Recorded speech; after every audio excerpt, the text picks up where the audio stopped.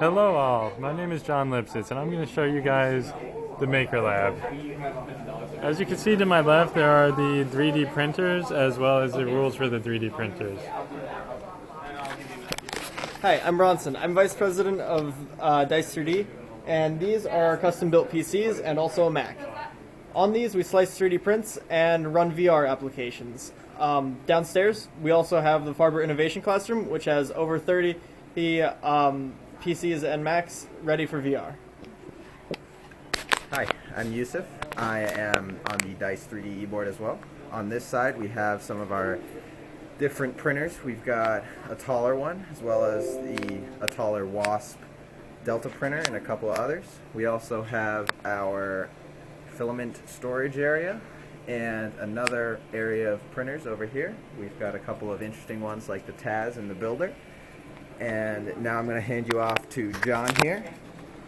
Oh, hey, I'm John. I've worked in the Makerlab for 3 years, and I manage these custom PCs that we were just previously talking about. Basically, the imaging, the software, everything, I build those images. And over here we have our materials and our embedded systems cabinet. As you can see on the top, we have our filaments, instruments, and basically anything we need to print or build anything we have in here. On the lower hand side, we have more embedded systems such as electronic stations, motors, Raspberry Pis, and more soldering stuff.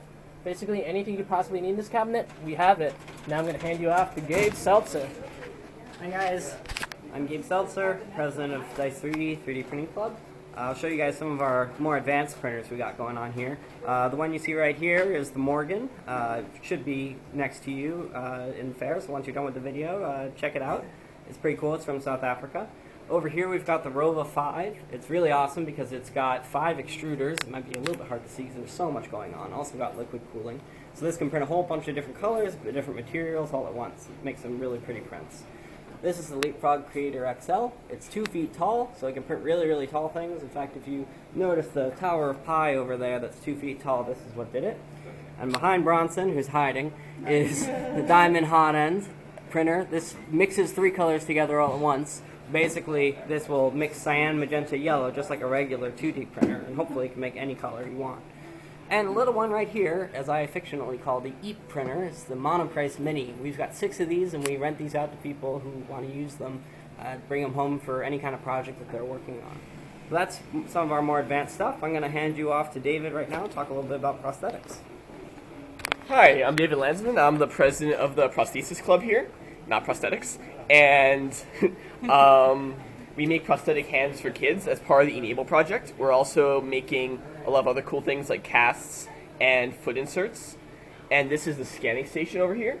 And there's not a lot of stuff here right now, but what we do have is a Sconnect, which is a Connect scanner.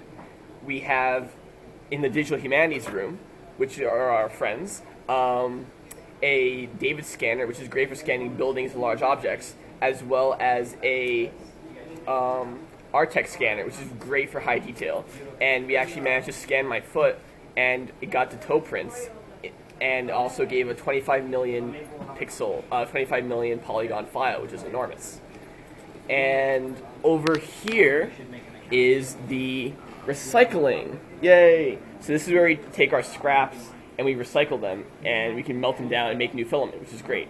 I'm also a university maker in residence, and I have a project where I'm building a 3D bioprinter, which is pretty cool.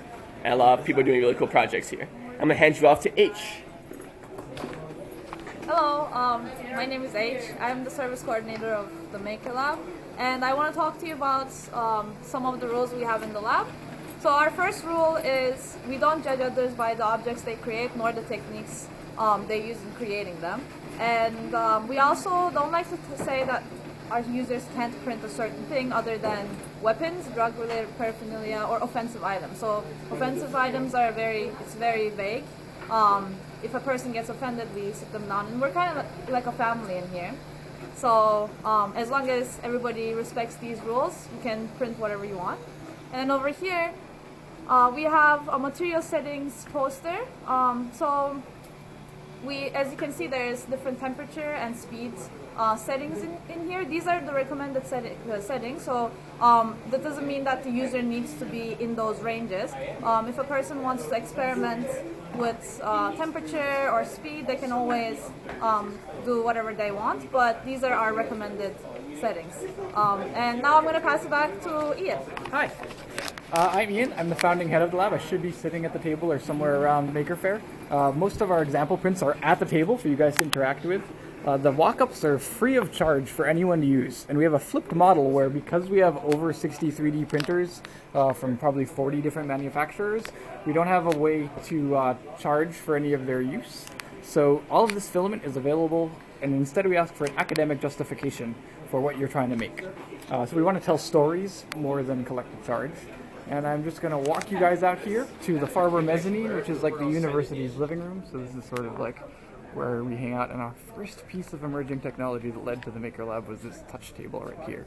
So this is the Brandeis touch table, which is basically a 50-inch Microsoft Surface. So that's just another one of the emerging technologies that we support. Hope you liked our talk.